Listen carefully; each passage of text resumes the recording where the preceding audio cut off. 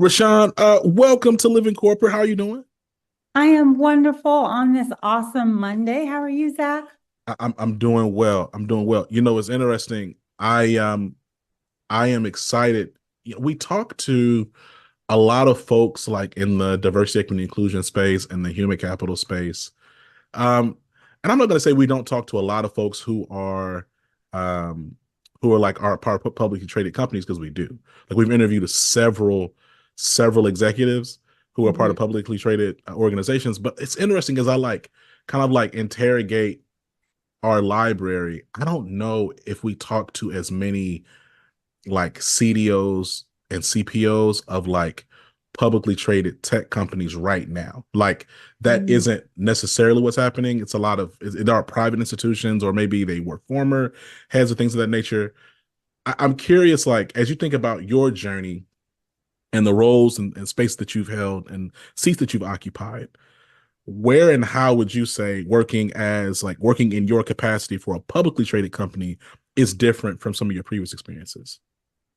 So I would say first, PagerDuty is an amazing organization that is incredibly inclusive. So that comes with a lot of responsibility. Mhm. And being a publicly traded entity of any kind, you have a responsibility to your shareholders, you have a responsibility to your customers, but then there's a heightened responsibility to the brand because you're publicly traded. So for me, when I think about my role and the role that I play at PagerDuty, I personally feel a sense of ownership to represent both myself as a Black woman, as a Black businesswoman, and a businesswoman who understands the imperative of DEI work to PagerDuty, that is a publicly traded organization and that is a growth organization, within tech. So for me, I think that there's just a lot of brand integrity, personal integrity, and then how you use your voice to both uplift, empower, and educate people. You know, it's interesting to your point. I mean, I it was so, like we get people pitching us all the time, right? Like we get several pitches a week for Living Corporate.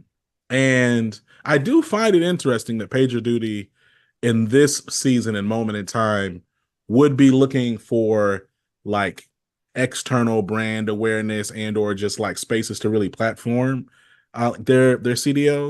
CDO, because it's like in this moment, like I mean the ongoing narrative, some of it, I think the framing is incorrect, but I think there's a fair sentiment to it about DEI being under attack. Like I'm curious, like beyond the like great billboard of PagerDuty cares about DEI, like why do you think that PagerDuty is like giving space to these conversations for you right now as opposed to not? Because like I would say that this is not common. I'm not saying that we're the only space, Mhm. but we've been here for about 6 years and we've talked to hundreds of leaders in the employee experience, workplace fairness, DEI, IND, JEDI, what whatever you want to like, however you want to frame it, space. And like we're just not getting a lot of these pitches right now. Like I'm curious, like why do you think that is for you?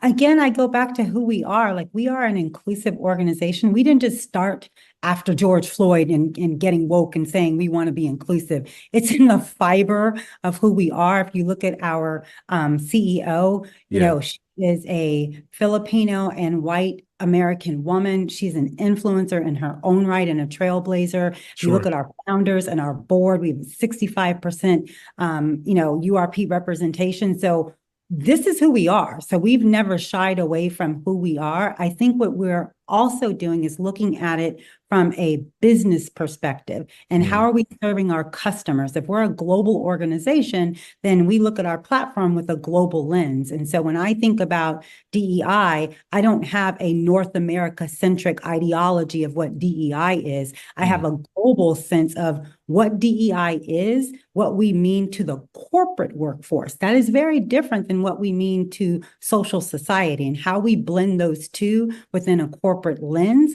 and how we leverage that in order to both influence our customers, yeah. influence our stakeholders, and really drive that business imperative. Business isn't going away. If we are in an uproar about this element of business, that doesn't mean that that element goes away. It's Mhm. just like stock. You diversify your stock. So we're diversifying our platform and using DEI as a form of that through global engagement and belonging. So we're not as focused on the acronym. We're focused on the output. We're focused on the impact. We're looking at how we are delivering change and how that change is both influencing how people approach their own business and then how the workforce deals with all of that change. Well, Sean, I ain't gonna hold you. You got it. Like you coming strong. Like honestly, there's so many times we had these conversations. I feel like I gotta kind of pull the guests out, gotta pull them out. They show you coming ready, swinging. I'm here for it too. I'm about to turn up with you. I love this. Okay, so so it's interesting. Like we're having this conversation, and in a season where um the landscape of, and I know you said you talk about a global lens, and like I received that super fair. And it's interesting because the conversations that we're having at Living Corporate, even like around like our e-learning platform, Mm-hmm. which has like over 900 modules around like inclusive leadership and effective allyship and early career management. The ongoing questions we're getting from potential buyers is, okay, what's the global lens attached to that? Like this is American. Like how are you, like, do you have content here around supporting? We have work sites in Singapore. We have work sites Mm-hmm. in Japan. Like, how does this content translate there? So I receive all of that, understood that. I still want to go back to America though, because we're having a conversation in an election year, and you and I are having this interview around the same time that the Supreme Court has made a litany of decisions, all of which have some type of ramification or impact, not only just like to the American citizen, but of course by extension, like just the day-to-day employee. In this moment where like headlines continue to come out and decisions continue to be made that have very frightening implications, what is your perspective on what executive leaders can do to best support effective and fair employee experiences at like in their day-to-day for their employees' day-to-day jobs? Know your people. It's really simple. Know your people and your stakeholders. That extends to your customers. Know the needs of your people. So don't just label a workforce as inclusive. And I've touched with the Black and the brown, and you're checking boxes, right? What does Zach need? I know that Zach works at home. Zach works at home in the middle of a downtown area where there's lots of pollution and there's different things that happen in his neighborhood. How do I support Zach as he is dealing with the atmosphere in his home and the atmosphere outside of his home? How do I get Zach's well-being to a place of productivity and be able to influence what's going on in our workforce, versus I'm looking at Zach as who I physically see, but I'm not in tune with what he actually needs. So that's the first thing. Know your people. Build trust. Trust will get you through the fire. Trust will take you through uncertainty. Good leaders are not made during times of prosperity and things are done well. Good leaders, effective leaders, leaders that can operationalize strategies are made during times of adversity. A leader takes you where you otherwise would not go. So you've got to make sure that you build trust so that people want to follow you. Otherwise, they're not going to go. Leadership is a privilege. People just don't say, okay, you're my quote unquote leader, or you're my boss, or you're the person in charge, and because you give me a paycheck, I'm going to go. Those days are over. We are a universe now where, like, do you see me? Do I want to work for you? Do your business values match what your core values of your organization are? And is that something I can relate to? So again, making sure that you build that level of trust. And then, like, what's the solution? Don't talk about it, be about it. Be action oriented. Give people tangible things, that tangible outcomes that they can take a hold of today, versus saying, oh, okay, well, we hear you, we stand with you. What does stand with you mean? Can you explain? Yeah, Like, I don't know what that means. And when it's my crazy. house is on fire, do you have a hoe? Are you standing with me putting the fire out? Or are you Right. standing with me because that just looks good to put on a piece of paper? What systematic changes are you making so that my kids cannot have to stand in the same fire that I'm standing in? Rashawn, let me tell you something. I never forget when I was I've been all over, right? So I started off, I was an HR manager at a big box retailer. Then I was an HR business partner at an oil and gas, and then in pharma. Then I got into consulting, right? So I'm a big four consultant at the time. George Ford is murdered, has been murdered. And I never forget all these senior executives who weren't really supportive of my career, weren't advocating for me, weren't sponsoring, weren't, I mean, mentor. We're gonna talk about this mentoring thing, but Yeah. they weren't helping me before. But then all of Mm-hmm. a sudden I get pings and messages about them standing with me, and I'm like, fam, like let's pause on the existential nature of the support I need as a human being and whatever. Yo, like you haven't even advocated for me like on like just my day-to-day job. So what are you talking about you're standing with me or standing for me or you see me or whatever the case is? Like did it take somebody being murdered for you to see me? Like, can you not just see me as an employee on my day to day? But here's the issue, Zach. For some people, it does. Mm-hmm. For some people, the blinded privilege, they don't recognize where the privilege comes from, right? So when I think about people use that term woke, anybody that's been underrepresented, impoverished, treated unfairly, they live woke every single day. They weren't getting woke. They are woke. It is those that are not aware. So it does take us coming to the middle and being able to understand if it took, God forbid a man dying for you to see me, that's their starting point. They didn't realize it until on national TV, they had to witness someone lose their life. And in some communities, that's an everyday occurrence. So it's that disparity of what one person's living to the reality of what one person now understands what one person is living. So it's bringing people together to say, you know what? You can't stand with me until you go on your own journey. You don't know what it's like to be to watch someone that looks like you be in peril, to watch someone who looks like you who is unhoused. So you have to be very sensitive of where people are, but you also have to be understanding of like they don't get it. So they're going to make some bumps, they're going to make some bruises. And what I tell people who have been marginalized for long periods of time is you got to understand that you can't underdo. I'm a Black woman, so I'll take the Black experience. You can't underdo 400 years of injustice and expect this individual who is 40 or 50 or even 60 to right the wrongs of 400 years when they haven't been on this earth 400 years. So it also takes some willingness to say, like, what does this look like? Like, what should my journey include? And work with those people who are actually on the journey. I'm here to support. I'm here to give information. I'm here to give resources. But you, my friend, have to do the work. I Yeah. do the work. It doesn't No, work if you don't do the work. no, I agree, and I think so much of man, and I do want to talk about like I want to talk about where we are today, in this work in this space. But before that, I want to say is like I think my challenge continues to be, or my observation rather, and what I think is just a gap is so often like we make this work really, really, really big. Like the work of workplace fairness, we make it really, really, really big. And it's like it's too specious to even wrap your arms around. So you're absolutely right. Like I'm not going to have a 1619 book club at my job. And I love Nicole Hannah Jones. She's been a guest on the pod. Mhm. Like shout out to her work. I hope we can have her again. I just think I know it's about keeping it to like what it is you can actually control, right? Yes, control the controllables. What can you control? Can you control advocating and being a present resource for your historically marginalized talent? On the other side, can you control how you show up every day and doing the best you can?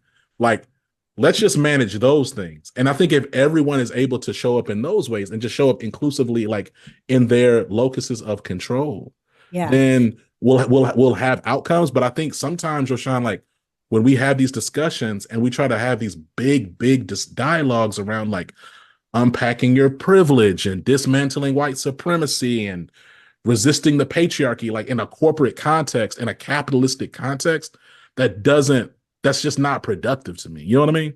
It's an entity. A business is an entity. An entity doesn't have feelings. So it's very hard to put so much on an entity and you put the weight of the world on that entity. And I'm like, okay, we are one company, right? But what we can do is model ourselves for other companies to look at the successes that we found, to look at best practices that we've developed, to look at our mistakes so that you don't make the same mistakes, and to educate our workforce about what it means to truly bring yourself. Bringing yourself isn't just about you showing up as who you identify as or how you believe or what you express. It's also creating the space for others to bring themselves. And I'll give you a good example. So, it's 4th of July weekend. I had to get my nails done yesterday. And the manicurist is 20, I think China's 21 years old, white female.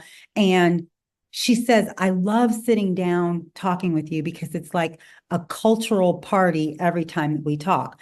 And I recognize that I live in a particular neighborhood that is, of a particular demographic, and we'll leave it at that. And so we come together, and she really just wants to connect to like Black culture. Well, I always tell her, I don't represent all Black culture.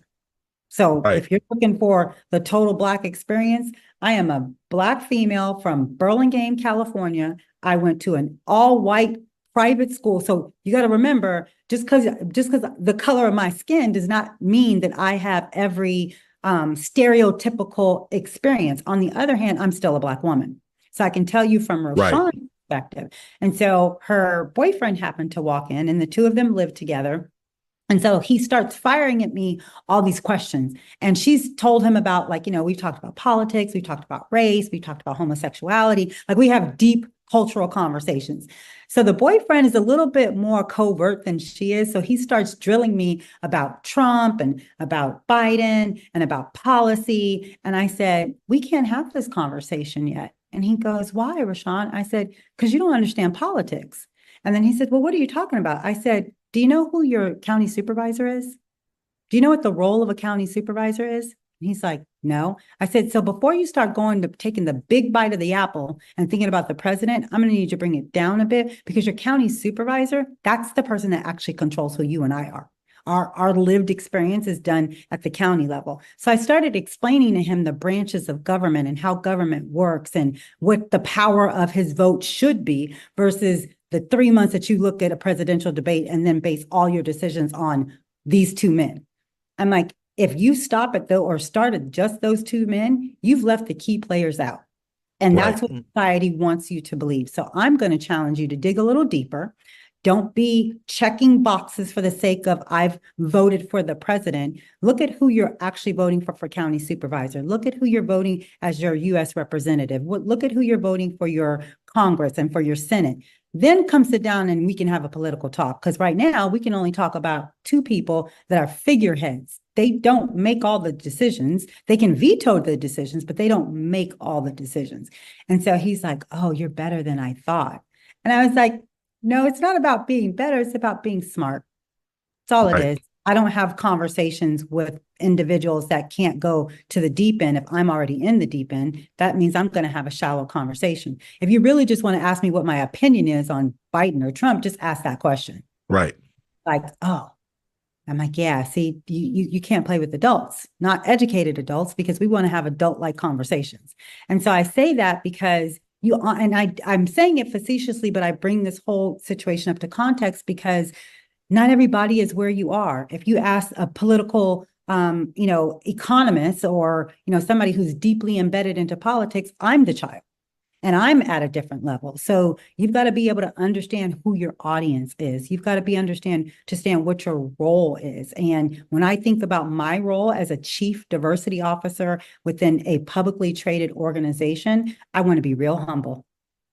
I want to be real humble to understand the experiences that are had by people that don't sit at the level I sit at, because I recognize even with my title, I'm still in a place of privilege. So I want to make sure that I keep myself as open, as approachable, as understanding. And when I get feedback that I don't like, because I've received feedback that I'm like, ouchie, I sit with that. And I ask myself, like, what was that person's perspective? And aside from their emotions towards my actions, what were they actually trying to teach me? And let me lean into that. And let me lean into my network that might identify with that or have experienced that. So I can be a better chief diversity officer for a global publicly traded organization. And so it's just about, making sure you understand what your level is, the level that you're playing at, your audience, and how deeply and how intrinsically you want to connect with people. If you want to have a surface, this is my title, this is what I do, and I run these programs, then that's the output you're going to get. But if you want to deliver real impact that makes people follow you, then you build trust. You understand your people, you understand your culture, you understand engagement, you understand how all of those things relate to why we all come to work. We're a publicly traded organization. I want my stock to rise. I So want my customers to be served. yes, and I'm sorry I cut you off. Maybe you dropping mad No. gems. No, listen. So you said something, and I do want to follow up on it. First of all, you talked about a lot.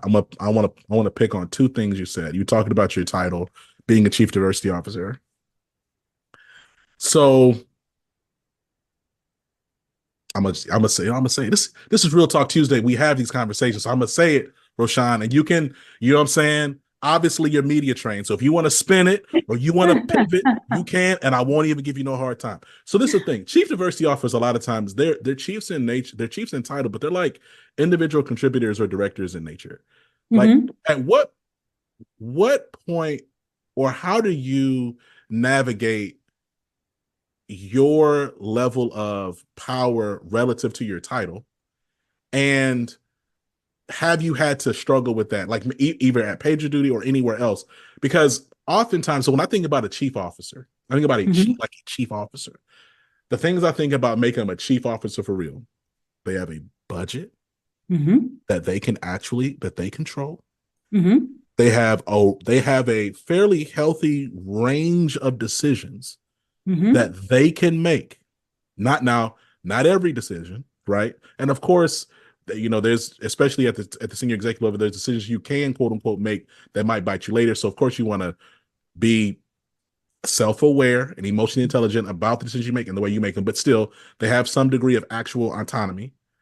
They have a team and their overall the bag is significant, right? So like to me, like those are the things. But so often when I talk to people who are like a chief diversity officer or even like the head of diversity, equity, inclusion, or senior VP DEI, when you like peel back the curtains, Rashawn, they got like a $6,000 budget. They got, they have no team.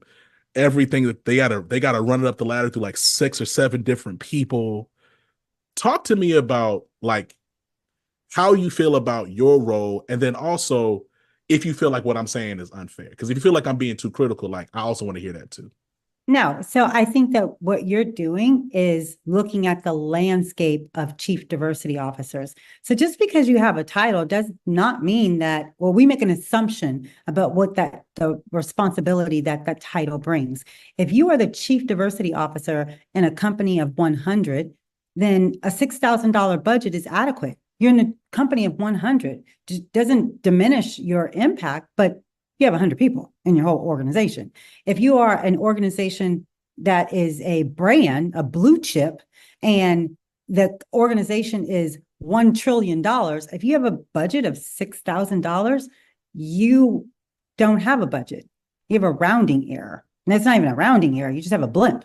And so I think that when we think about equity, titles, roles, responsibilities should be equitable to the overall business model of the organization. So when I think about my title, my role is equitable to where PagerDuty is as a business. However, I will say this, coming in as PagerDuty's inaugural chief diversity officer, supporting a phenomenal CEO who is just brilliant beyond, I haven't found a great adjective to depict my Jennifer Tejada, my CEO, but superhero kind of comes to mind. She is like a phenomenal individual. So that can be intimidating, right? So when I came into PagerDuty, I had to figure, like any job, you have to find your way, right?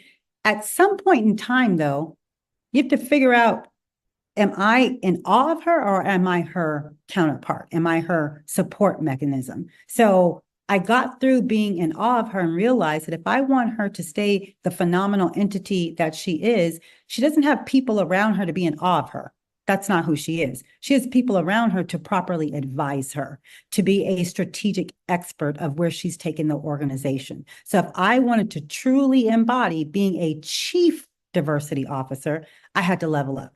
And that's my responsibility. That's not her responsibility. So when she talks to her leadership team and she says, I want you to transform, Zach, I got real basic with it. I said, what does it mean to transform? I literally went to Chat GPT and said, what does it mean to transform? And when I read what it meant, I'm like, oh. So essentially, if I'm looking back on the past 12 quarters of my career, if I want the same outcome to come and it nets me right here, and she's asking to move forward, I have to abandon what I've been doing, level up and understand where the business is going. And wherever there's gaps in my own offering, I have to get those gaps filled in immediately if I want to still continue to operate as the chief diversity officer with the transformative CEO. And so for me, it was about understanding how I'm going to contribute. What do I contribute to our stakeholders? What am I thinking? How am I thinking about the business as our platform operationalizes? How am I thinking about that strategy? What am I doing to both help underrepresented employees and all employees? Because again, global DEI, global equity and inclusion isn't just about a US centric experience. It is, am I thinking about culture and language? We operate in other countries outside of the US. I have a Japanese team. Am I thinking about the way that they're experiencing, PagerDuty from a Japanese perspective? If we're thinking about entering into new markets, how do we culturally influence a new market? It's different than, what we're doing in America. So am I equipping my mergers and acquisition team with the cultural norms of that landscape so that they can effectively go in and put together business strategies that will resonate with the intended audience? If I'm not doing that, then I'm not the chief diversity officer to that business group. And for me, I want to be the chief diversity officer to our entire organization. So it means making sure that I'm continuously leveling up, that I stay in line with the needs of the business, and that I just drive the imperative for understanding why this work is done. I would love to say that we all just come to work to have a sense of belonging because that's the right thing to do. That's socially the right thing to do, but that right thing to do should fuel us with the momentum and the aspiration to give what we have been hired to do back to the organization so that we can then support our customers and we can support the communities that we serve and obviously our employee stakeholders. It's interesting to your point, like transform, level up, shift, like these words, they stick out to me because when I think about like the cyclical nature of progress, of Black and brown progress, of frankly like overall enhancement of employee experience within the workforce. Again, it's not linear, right? Like it comes. I do believe that like we had this like where like Blackness was in vogue, right? Like it was cool, it was hype, it was exciting to be Black. I was telling somebody on another interview, I was walking down the street, white folks stopped me, hand me a ice cream cone with sprinkles, and I was like, "Thank you, white person."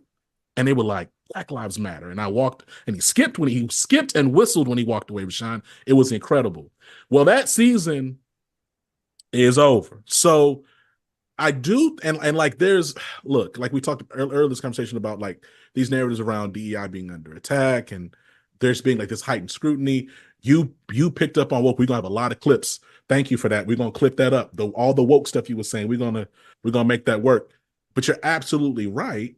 And I think though that like even within that, like within the malice and the vitriol of that, there is something I'm actually excited about in that this work is going to be more operational. Like there's going to be a higher level of pressure to show and connect the relevance of this work at all, right? I mean, I just read some article. I'm not gonna promote the news the publication, but basically they were like, oh, McKinsey's analysis was wrong, and there really isn't a business case for DEI, and this is why, and it was whatever, and it's like okay, but I still look at that and I say, okay, this is interesting because I do believe like there's going to be a lower level of willingness. There's going to be higher levels of reticence for executives to make budget for the galas and the paid awards and kind of like the ornamental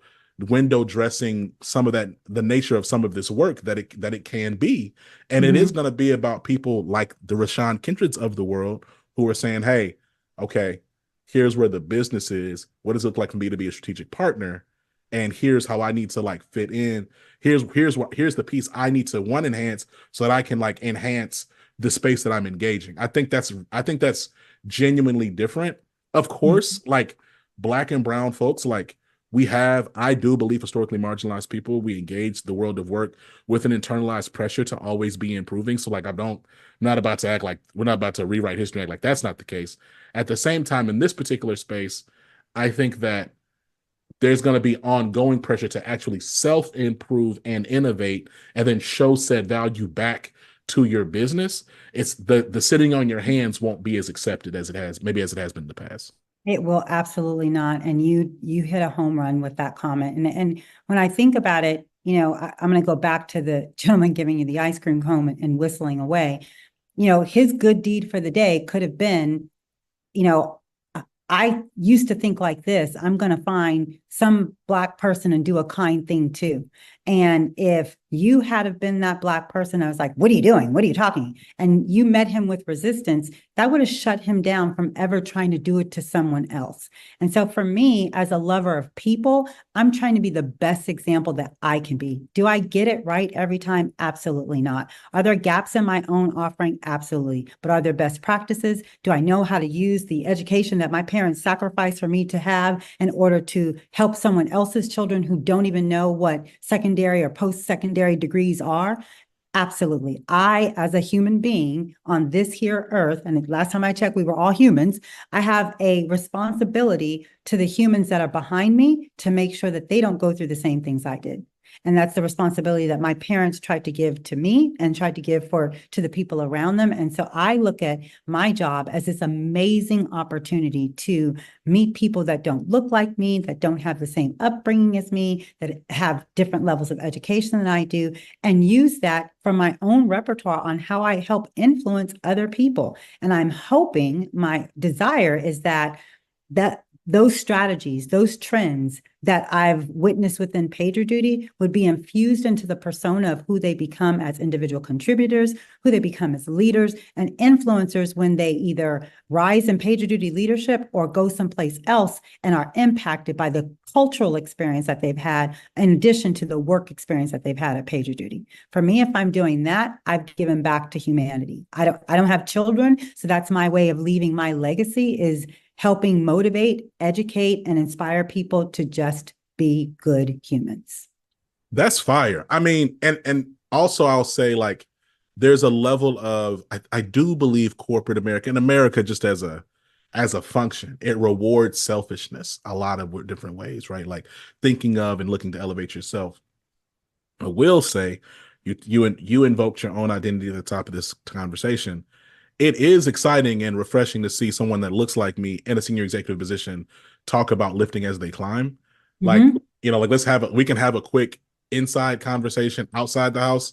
I think a lot Mm-hmm. of times in corporate American spaces, like you run into Gen X black folks and baby boomer black folks who have gone through unjust things that they're never going to share to get to their level. And it's almost like, okay, I'm gonna just do whatever I got to do to keep my little baby seat at this table. And I'm Mm-hmm. not really worried about, hey, I hope you get it if you can. I'm not going to hurt you, but I ain't going to help you neither. Right. Yeah. And so that's exciting too. I get, that as I think about that, how do you manage? Right. Because I would imagine sitting where you sit, there are plenty of folks that look like you that want your time, that want your advice, your that want your sponsorship, that want whatever. And it's interesting. I had somebody who's an executive at Microsoft, and I didn't air the interview, and I told him I wouldn't because he looked crazy when he said it about he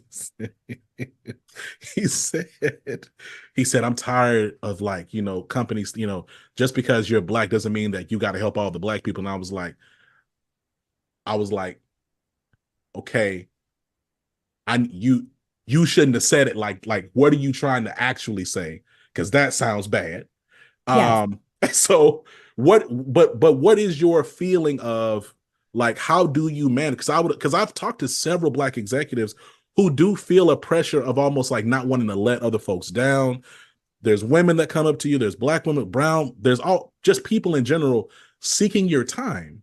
But like, even though you don't have any kids, you're still a grown woman, Rashawn. You still got other things going on. How do you True. navigate the world of responsibilities you have, and also, you know, making time for people as you can? So I would love to say that I have all the right answers. I don't. I love people. I love helping people. I love motivating people. And so I do oftentimes I'm involved in, a lot of things. I'm heavily involved in my sorority and in that leadership realm, but Right. I make sure I fill my cup up first. And as I'm filling my cup up first, I am inspired to see where it's flowing over. And when I see that somebody's got their cup extended, I don't actually care what color you are. If you need my help, I'm like, here, my cup is overflowing. But I make sure my cup is filled first. I put my mask on first.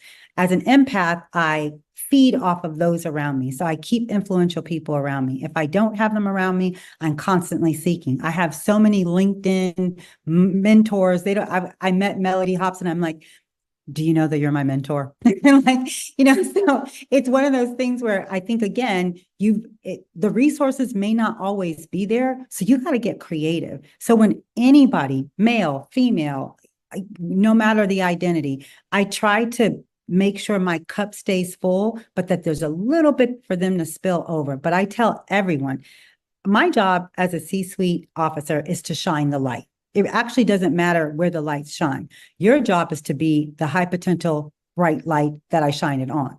So if I'm shining the light on you and you're not doing what your manager needs you to do, you haven't thought about your career development, you haven't looked at the career architecture, you just say, I want a promotion or I want a raise, but it has no point of view. It doesn't build into our business model. It's not advancing our strategies.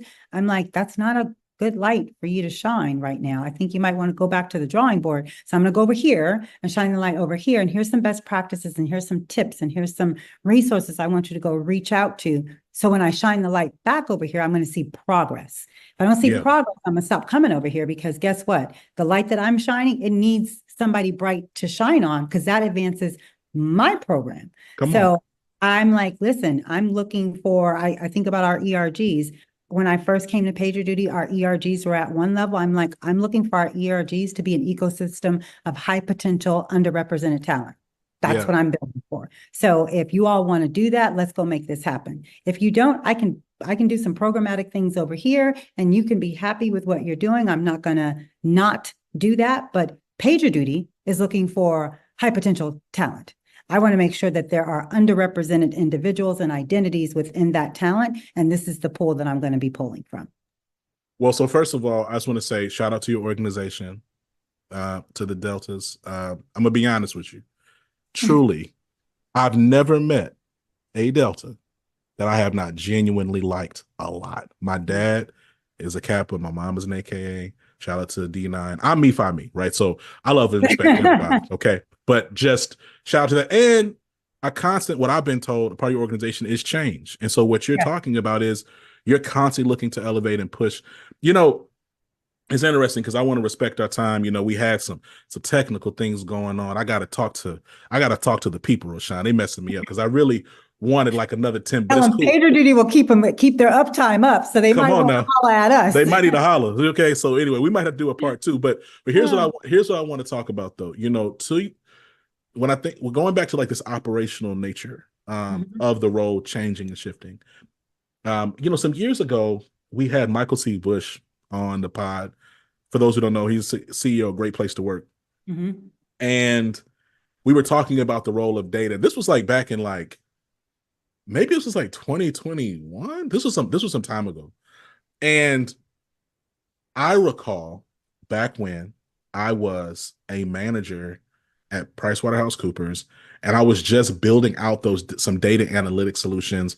And at that Mhm. time, Roshan, like what we were doing was we were we had these M&A engagements that needed to be that it was during the due diligence phase, and it was like, okay, let's do an assessment of this company versus assessment of this company to understand where the points of potential organizational dissonance are in between. So I built this product, I built this analytic solution to measure that, and it was funny because at the time it was like everybody was so excited about it, and like continued on, and like now we're doing like a much more advanced version of that at Living Corporate. But even back then, Michael was like, hey, like the future of this space is going to be overwhelmingly data driven. He was like, yes, there's going to be programs. Yes, there's going to be like soft skill coaching. Like those things won't necessarily go away, but there's going to be a paradigm shift where like the descriptive, prescriptive, and predictive analytics will be like a core function. So like I'm curious, as you look at your role and you look at the future of your working space, let's talk about the present first. And then I want to talk about like, where do you see data analytics, data visualization, and then predictive data analytics like going like at PagerDuty? And then like where, and then what is your perspective on just like the role of data within like the workplace and employee experience space overall? So if you're not making data informed decisions, you're making guesses. So I don't live in the world of guesses, right? So I use predictive analysis to build long lasting foundational programs. I look at data to build initiatives. Initiatives gives me insights as to, is this going to be a foundational program, or is this nuanced to this specific incident, this specific time period? But I work in concert with our people analytics team. I mean, they are foundational to everything that I do. When I look at, employee feedback, our HRS data and looking at trend analysis. And one of the things that our CEO, Jennifer Tejada, has said is, if you're looking at 6 months of data, you're not looking at data. You need 12 quarters of data to really understand predictive analysis and understand experiences. And that will show you where the trends are. And then you can look at your employee feedback. You can look at your HRS data to see where the ebbs and flows and attrition is. So if you can't look at those insights and actually draw some best practices, you really are shooting in the dark. So gone are the days. It's kind of like when the dot-coms just came and money was flowing and everybody had a dot-com or started a company and you were getting, $100,000. Here's an SBA loan, or here's, Right. here's capital funding. Those days, and when DEI first got popular, everybody's like, well, I'm of this identity, so I can be a CDO, or I can be the head of inclusion. Or I'm like, just because you are in community does not mean that you have the analytic skills. It doesn't mean that you have the people skills again, in order to do this work. This is a very practiced discipline. It is not about just because you identify. It is about, do you understand the financial components and how this data influence business trends? Do you understand what it means to be in an M&A situation and have to understand what the analytics are and what the people experience are, not just the liabilities and the assets, but the people component? If you can't understand data trends, then you can't properly advise your HR team. So again, it is about being a holistic business subject matter expert. You need business leaders. You need people who are thought leaders. You need people who are, analytical by nature to come into this practice and really help shift and change. And when you think about the influence of AI, you need people who can look at trends and say, okay, what are we doing for predictive analysis and how AI is being built? Well, if you don't understand code, then you're not even going to be able to help influence AI. So everybody's like, oh, let's get into AI. Do you really understand what AI is? Do you really understand how that both influences product, how that influences people, how that drives change, and then how, if the right experiences are not put into that predictive model, then you're going to get a repetition of the same thing, just faster. And so for me, I look at my ability to be relevant as my ability to consistently level up. And so again, every good leader should be thinking 2 to 3 trends ahead, should be making hypotheses about where they think the next level of employee engagement is going, employee productivity is going. They should be, if they're smart right now, they're thinking about attrition that's probably going to be coming when the economy softens up. So for me, those are the things that keep me up at night. Those are the things that help me become a trusted advisor to our chief legal and people officer and to our CEO. And so those are the things that, like, I think personally for PagerDuty, what makes me an asset, and then my superpower of really being able to bring people to the middle and help people understand that it takes us both to be together in order to move forward. I can't push this forward by myself. I definitely need those subject matter experts around me to help thrust it forward. So long-winded, not at all. long-winded response, but that's not long-winded. It's called a podcast, right? That's what we're supposed to be. We're here to talk, Sean.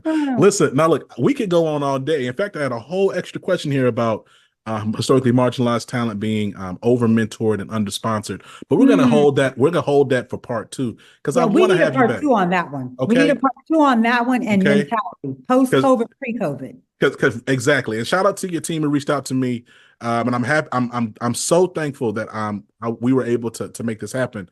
But here's what I want to say. The last thing I want to give you the floor, and you can, you've been dropping mics and gems all interview. I'm gonna give you space to drop as many more as you'd like.